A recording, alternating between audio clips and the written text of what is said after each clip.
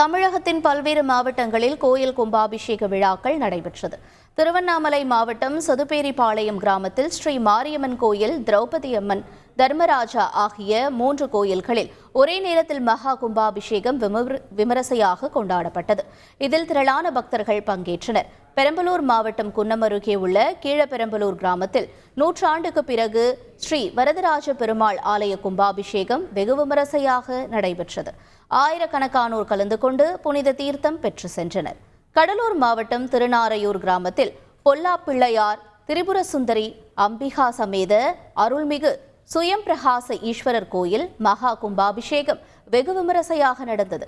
இதில் சுமார் 30,000க்கும் மேற்பட்ட பக்தர்கள் கலந்து கொண்டு பொல்லா பிள்ளையாரின் அருளை பெற்று சென்றனர். திருவண்ணாமலை மாவட்டம் போலூர் அடுத்த காம்பட்டு கிராமத்தில் அறநிலையத்துறை அருள்மிகு ஸ்ரீ பச்சையம்மன் சமேத மன்னார் சுவாமி கோயில் திருக்குட நன்னீராட்டு பெருவிழா கோலாகலமாக நடைபெற்றது. செய்திகளை உடனுக்குடன் தெரிந்து கொள்ள உடனே சப்ஸ்கிரைப் பண்ணுங்க.